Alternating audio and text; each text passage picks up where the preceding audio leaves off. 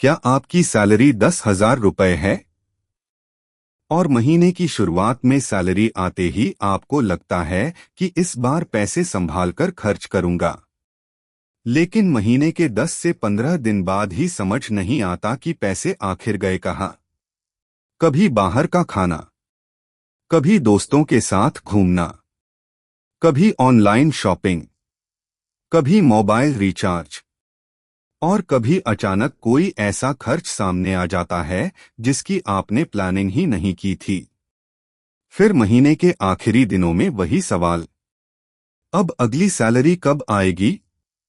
अगर आपके साथ भी ऐसा होता है तो यह वीडियो आपके लिए है, क्योंकि आज हम बात करेंगे कि अगर आपकी मंथली इनकम सिर्फ 10,000 रुपए है तो आप अपने पैसे को किस तरह मैनेज कर सकते हैं। और सबसे इम्पोर्टेंट बात, यह वीडियो आपको करोड़पति बनने का सपना नहीं दिखाएगा। यह वीडियो आपको एक ऐसी फाइनेंशियल हैबिट समझाएगा जिससे आप कम इनकम में भी अपने पैसे पर कंट्रोल बनाना शुरू कर सकते हैं। क्योंकि पर्सनल फाइनेंस में सबसे इम्पोर्टेंट चीज सिर्फ यह नहीं है कि आप कितना कमाते हैं। सबसे इम्पोर्टेंट यह है कि आप जो कमाते हैं उसमें से कितना बचाते हैं, कितना सही जगह लगाते हैं और कितना समझदारी से खर्च करते हैं। पार्ट 1, 10,000 रुपए कम है या पर्याप्त। सबसे पहले एक बात समझिए, 10,000 रुपए की सैलरी बहुत बड़ी इनकम नहीं है। अगर आपके ऊपर घर की जिम्मेदारी है, रेंट देना है, ट्रैवल करना है और बाकी खर्च भी हैं, तो 10,000 रुपए में मैनेज करना मुश्किल हो सकता है। लेकिन इसका मतलब यह नहीं कि आप फाइनेंशियल प्लानिंग शुरू ही न करें। कई लोग कहते हैं, मेरी सैलरी तो सिर्फ 10,000 रुपए है, मैं क्या सेविंग करूं? लेकिन यही सोच सबसे बड़ी प्रॉब्लम बन जाती है, क्योंकि अगर कोई व्यक्ति 10,000 रुपए में सेविंग की हैबिट नहीं बना पा रहा है तो जरूरी नहीं कि 50,000 रुपए की सैलरी मिलने पर ऑटोमेटिकली सेविंग करने लगे। अक्सर इनकम बढ़ने के साथ लाइफस्टाइल भी बढ़ जाता है। आज 10,000 रुपए कमाने वाला व्यक्ति कहता है, 20,000 रुपए सैलरी होगी तो बचाऊंगा। जब 20,000 रुपए मिलते हैं तो कहता है, 30,000 रुपए होने दो। और जब 30,000 रुपए मिलते हैं तो एक्सपेंसेस भी बढ़ जाते हैं। इसलिए सेविंग की शुरुआत सैलरी बढ़ने के बाद नहीं, आज से होनी चाहिए। अमाउंट छोटा हो सकता है, लेकिन हैबिट बड़ी होनी चाहिए। पार्ट 2, सबसे पहले अपने 10,000 रुपए को 4 हिस्सों में समझिए। मान लीजिए आपकी मंथली इनकम 10,000 रुपए है। अब सैलरी आने के बाद यह मत सोचिए कि आपके पास पूरे 10,000 रुपए खर्च करने के लिए हैं। आपको पहले से डिसाइड करना होगा कि पैसा कहाँ जाएगा। एक सिंपल एग्जाम्पल लेते हैं। 10,000 रुपए को आप इस तरह डिवाइड कर सकते हैं। 6,000 रुपए जरूरी खर्च, 1,500 रुपए इमरजेंसी सेविंग्स, 1,000 रुपए फ्यूचर इन्वेस्टमेंट, 1,000 रुपए पर्सनल फ्लेक्सिबल एक्सपेंसेस, 500 रुपए स्किल या सेल्फ डेवलपमेंट। अब यह कोई फिक्स्ड रूल नहीं है। अगर आपका रेंट ज्यादा है, फैमिली रिस्पॉन्सिबिलिटी ज्यादा है या ट्रैवल एक्सपेंसेस ज्यादा हैं, तो नंबर्स बदल सकते हैं, लेकिन प्रिंसिपल वही रहेगा।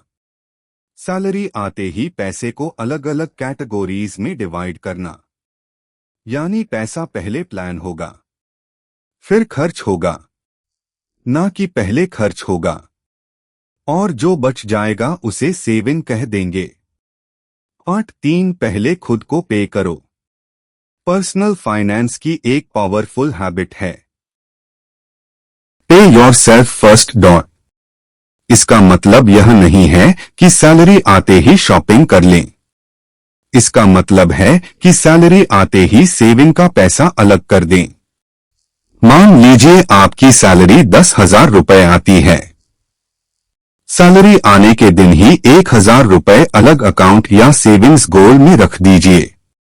अब आपके दिमाग को लगेगा कि आपके पास खर्च करने के लिए 9,000 रुपए हैं। अगर आप पहले 10,000 रुपए खर्च कर देंगे और महीने के अंत में सोचेंगे कि जो बचेगा वह सेव करूंगा, तो अक्सर कुछ नहीं बचेगा। क्यों?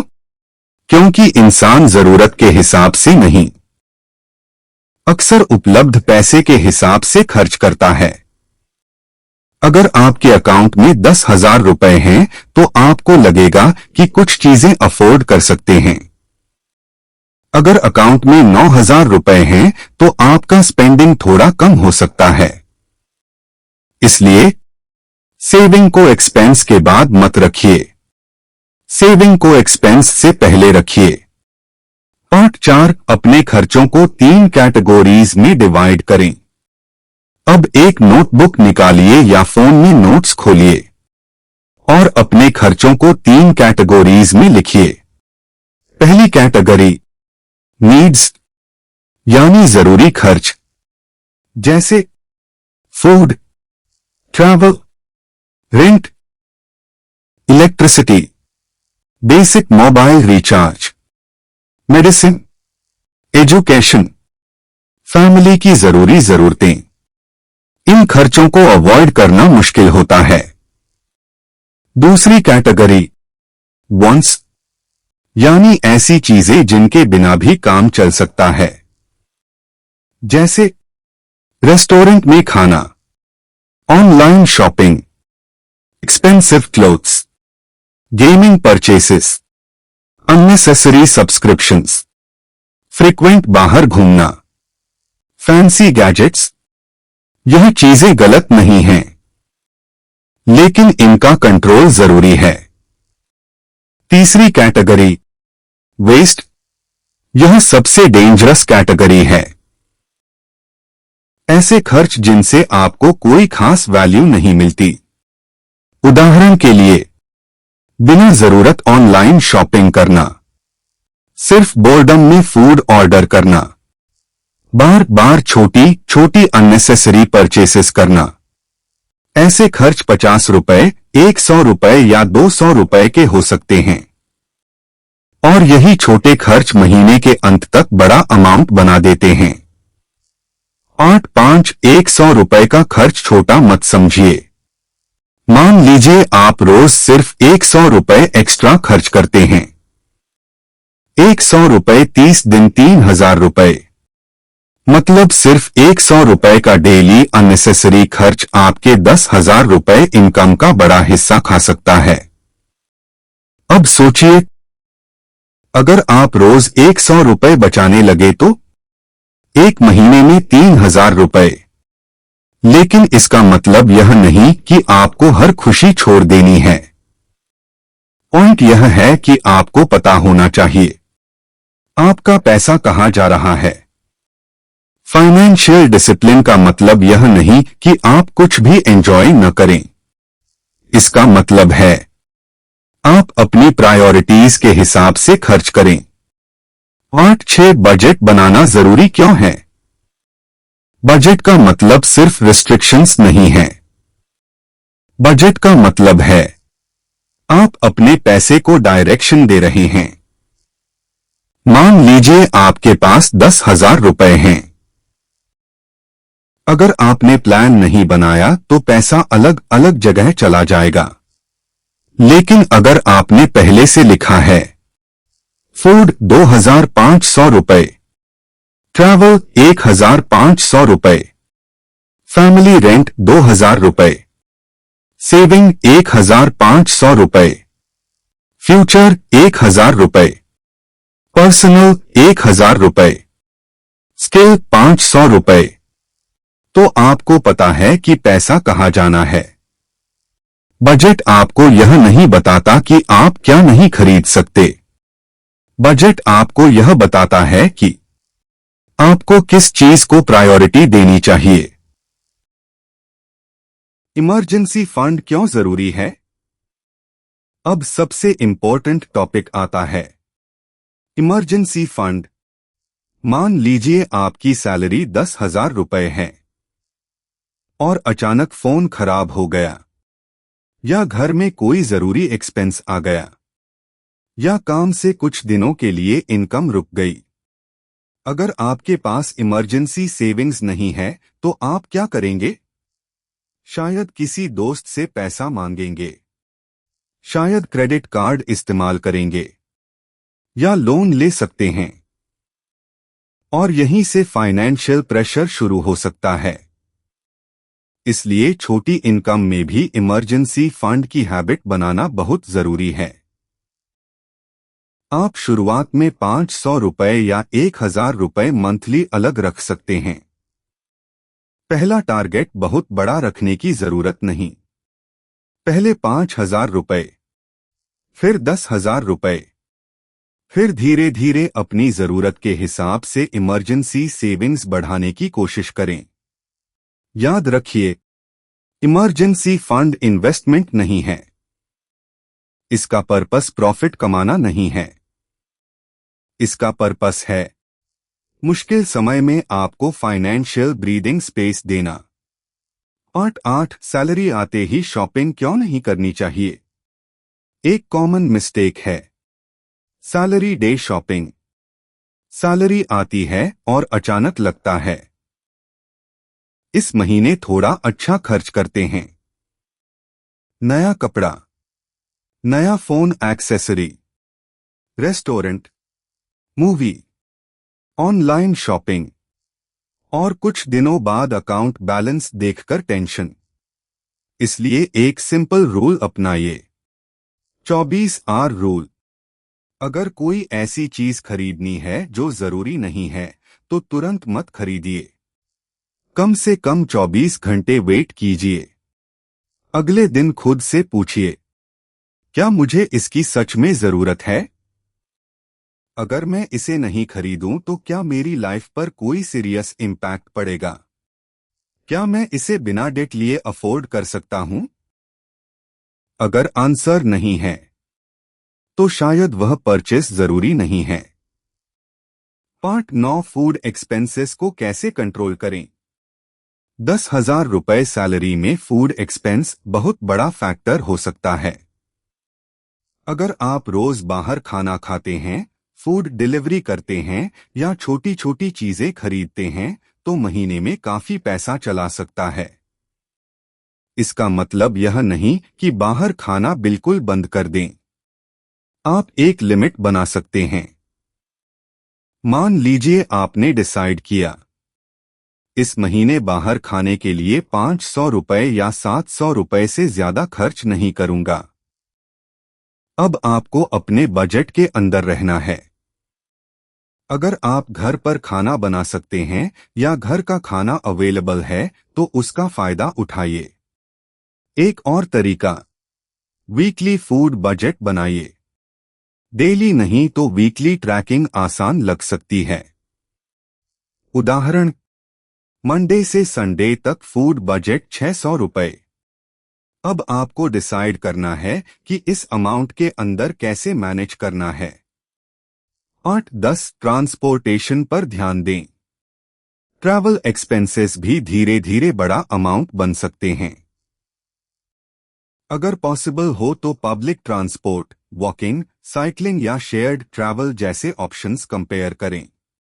लेकिन सेफ्टी और प्रैक्टिकलिटी को हमेशा प्रायोरिटी दें। अगर आपका रोज का ट्रैवल 50 रुपए है, 50 रुपए 26 वर्किंग डेज 1,300 रुपए के आसपास। अगर किसी अल्टरनेटिव से आप कुछ अमाउंट बचा सकते हैं तो वह सेविंग सीधे आपके फाइनेंशियल गोल्स में जा सकती है। छोटी सेविंग को छोटा मत समझिए, क्योंकि पर्सनल फाइनेंस में कंसिस्टेंसी अक्सर अमाउंट से ज्यादा इंपॉर्टेंट होती है। पार्ट 11, सब्सक्रिप्शंस की सफाई करें। अपने फोन में जाकर देखिए आप किन किन सब्सक्रिप्शंस के लिए पैसे दे रहे हैं। आप किन किन सब्सक्रिप्शंस के लिए पैसे दे रहे हैं? Music, video streaming, gaming, apps, cloud storage, और खुद से पूछिए, क्या मैं इसका रेगुलरली इस्तेमाल करता हूं?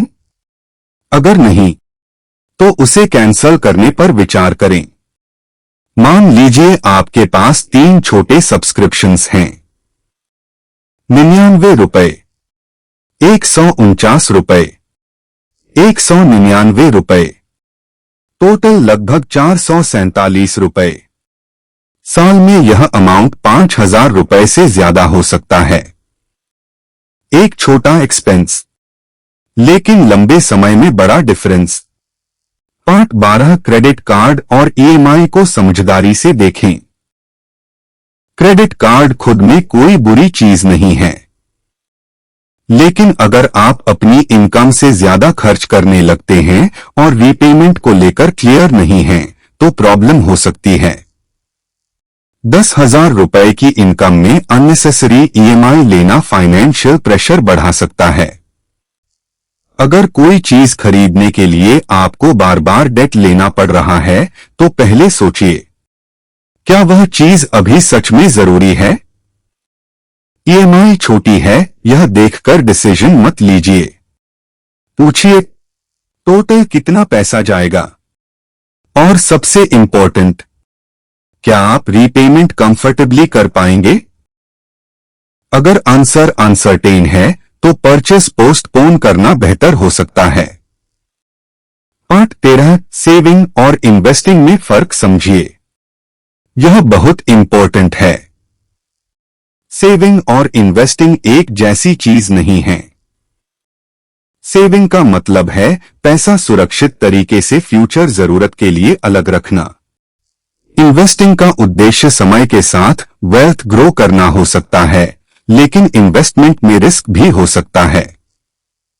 इसलिए पहले बेसिक फाइनेंशियल फाउंडेशन बनाइए।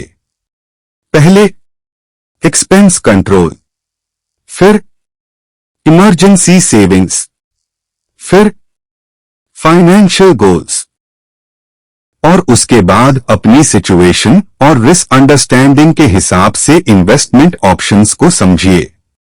सिर्फ किसी सोशल मीडिया वीडियो देखकर इन्वेस्टमेंट मत कीजिए। किसी भी इन्वेस्टमेंट में पैसा लगाने से पहले उसके रिस्क, चार्जेस, लिक्विडिटी और सूटेबिलिटी को समझना जरूरी है।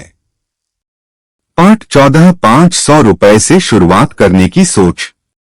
अगर आपकी फाइनेंशियल सिचुएशन अलाउ करती है, तो फ्यूचर के लिए छोटी अमाउंट से शुरुआत करने की आदत बनाई जा सकती है। मान लीजिए आप हर महीने 500 रुपए अलग रखते हैं। पहले आपको अमाउंट छोटी लगेगी, लेकिन इसका सबसे बड़ा फायदा यह है कि आपकी फाइनेंशियल हैबिट बन रही है। जब आपकी इनकम बढ़ेगी, तो आप अमाउंट बढ़ा सकते हैं। आज 500 रुपए, कल 1,000 रुपए, फिर 2,000 रुपए। लेकिन एक बात हमेशा याद रखिए, इन्वेस्टमेंट में रिटर्न गारंटीड नहीं होता। मार्केट लिंक्ड इन्वेस्टमेंट्स में वैल्यू ऊपर नीचे हो सकती है। इसलिए पैसा डबल करने या गारंटीड रिटर्न जैसी बातों से सावधान रहें। पार्ट 15, मनी ट्रैकिंग की आदत।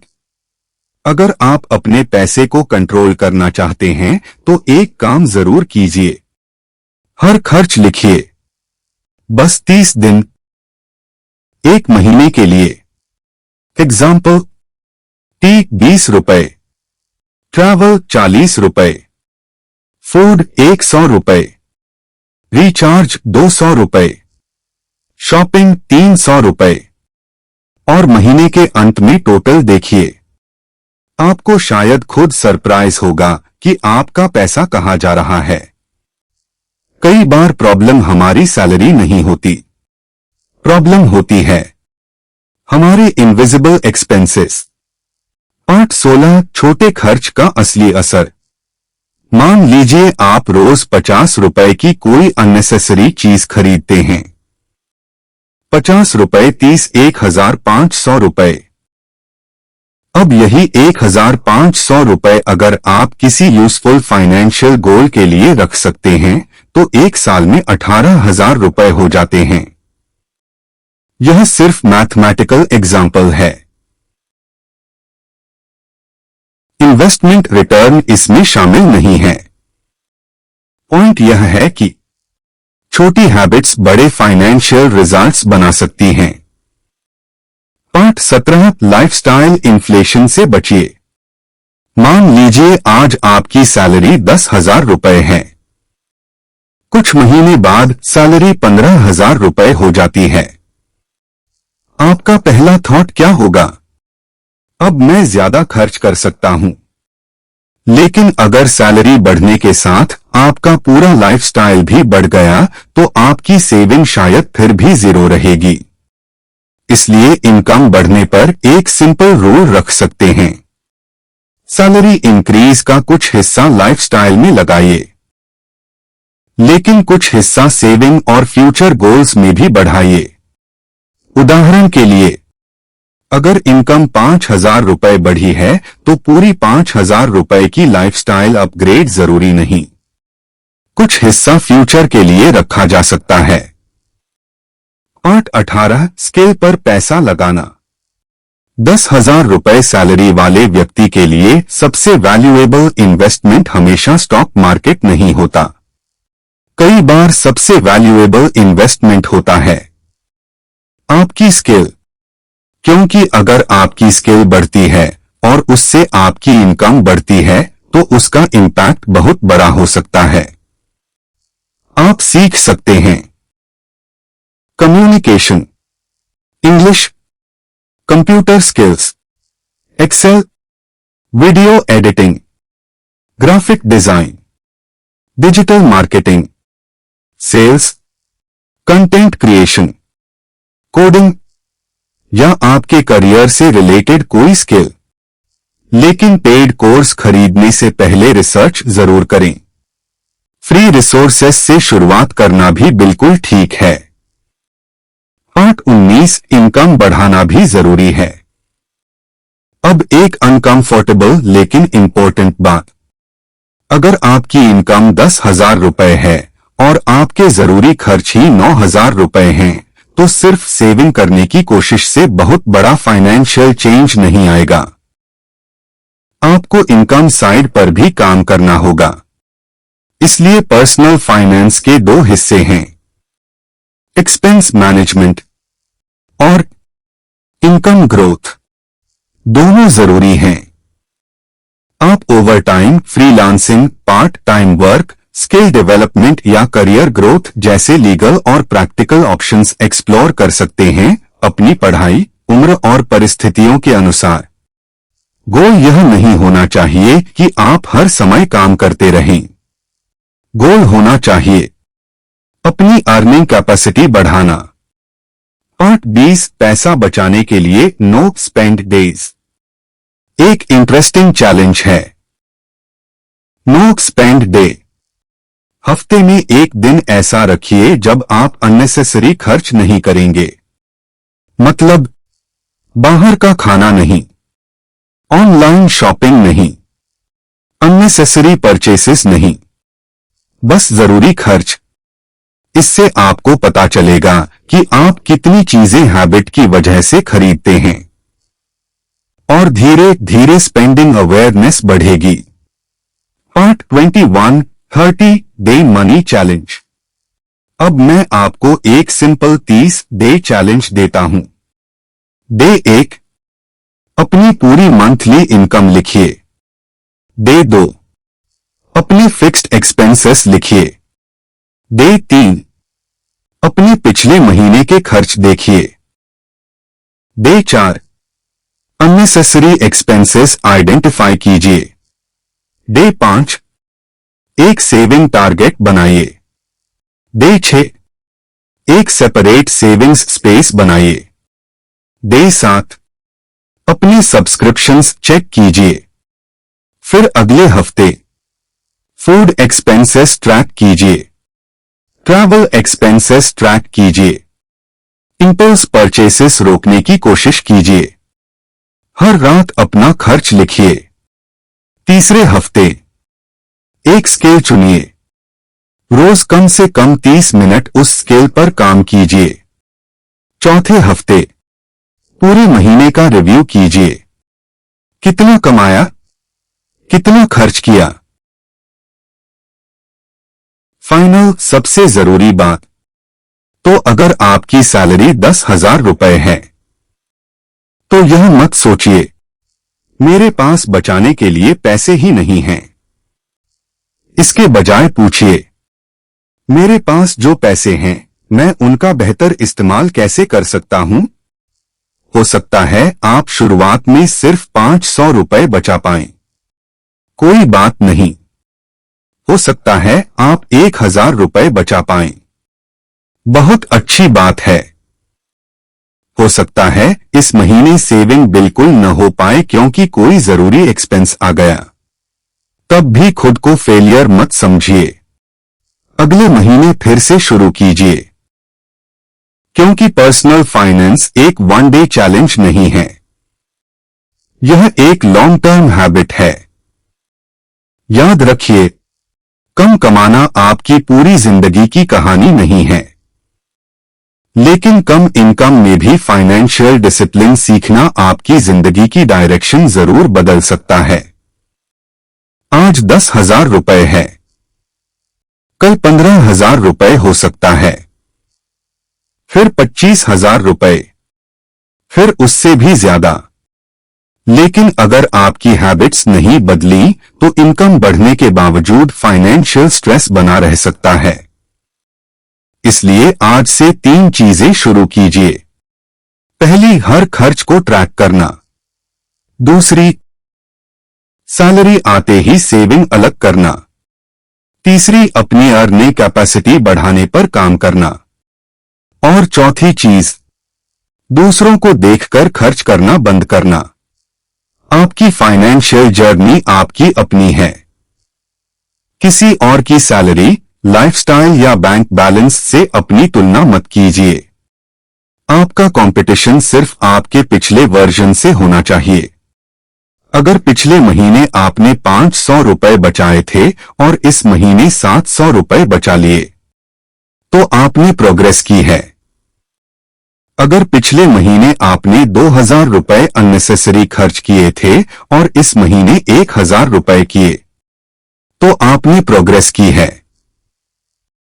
अगर पिछले महीने आपने कोई नई स्किल नहीं सीखी और इस महीने रोज 30 मिनट सीख रहे हैं, तो आपने प्रोग्रेस की है। क्योंकि वेल्थ सिर्फ बैंक बैलेंस से नहीं बनती, वेल्थ बनती है डिसिप्लिन से, नॉलेज से, पेशेंस से और सही फाइनेंशियल डिसीजंस को लंबे समय तक फॉलो करने से। तो अगर आपकी सैलरी 10,000 रुपए है, आज से एक सिंपल काम कीजिए। एक नोटबुक खोलिए, ऊपर लिखिए माय मनी प्लान और नीचे लिखिए मेरी इनकम कितनी है, मेरे जरूरी खर्च कितने हैं, मेरे अननेसेसरी खर्च कितने हैं, मैं हर महीने कितना बचा सकता हूं, मेरा इमरजेंसी फंड कितना होना चाहिए, मैं कौन सी स्किल सीखकर अपनी इनकम बढ़ा सकता हूं और अगले 30 दिनों में मुझे कौन सा फाइनेंशियल हैबिट बदलना है। बस यहीं से आपकी जर्नी शुरू हो सकती है। क्योंकि फाइनेंशियल सक्सेस का पहला कदम ज्यादा पैसा कमाना नहीं, बल्कि जो पैसा आपके पास है उसकी वैल्यू समझना है। अगर आपको यह वीडियो यूजफुल लगा हो तो इसे अपने उस दोस्त या फैमिली मेंबर के साथ जरूर शेयर कीजिए जो कम इनकम में अपने पैसे को मैनेज करने की कोशिश कर रहा है। और अगर आप ऐसे ही सिंपल हिंदी में पर्सनल फाइनेंस, सेविंग, इन्वेस्टिंग और मनी मैनेजमेंट से जुड़े वीडियोस देखना चाहते हैं तो चैनल को सब्सक्राइब जरूर करें, क्योंकि अगले वीडियोस में हम बात करेंगे कि 500 रुपए से सेविंग और इन्वेस्टिंग की शुरुआत कैसे समझें, सिप क्या है, म्यूचुअल फंड्स कैसे काम करते हैं और अपनी इनकम बढ़ाने के लिए कौन सी स्किल्स सीख सकते हैं। याद रखिए, पैसा कमाना जरूरी है, लेकिन पैसे को संभालना उससे भी ज्यादा जरूरी है। मिलते हैं अगले वीडियो में। तब तक सीखते रहिए, समझदारी से खर्च करते रहिए और अपने फाइनेंशियल फ्यूचर को मजबूत बनाते रहिए। धन्यवाद।